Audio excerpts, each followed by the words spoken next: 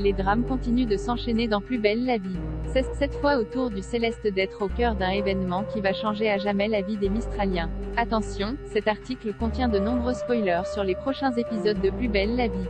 Si vous ne voulez rien savoir, ne lisez pas ce qui suit. Dans Plus belle la vie, les drames s'enchaînent et ne se ressemblent pas. Après la mort de César, le kidnapping d'Abdel et la panne d'électricité générale, c'est au tour du Céleste, le célèbre hôtel de la place du Mistral, d'être une nouvelle fois touché par une catastrophe.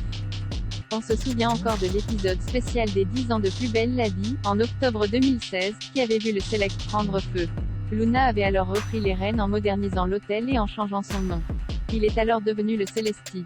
S'il était parvenu à renaître de ses cendres, l'établissement va connaître une nouvelle catastrophe dans l'épisode de ce vendredi 10 décembre.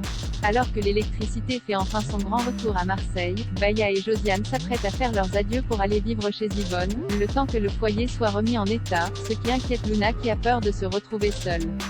À ce moment-là, Sacha hurle qu'il faut évacuer l'hôtel car il sent du gaz. Luna demande alors à toutes les personnes présentes d'évacuer, une décision qui va s'avérer judicieuse car quelques minutes plus tard, le Céleste explose et prend feu. Dans un extrait publié sur le site de France 3, nous découvrons que Baya n'a pas eu le temps de sortir et qu'elle est encore dans l'hôtel.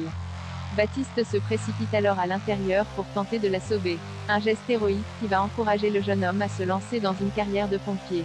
Quant à l'avenir du Céleste, désormais complètement détruit, il reste incertain. Luna, qui est en dépression depuis quelques semaines, envisage de le revendre afin de commencer une nouvelle vie. Myrtha est anéantie par cette décision.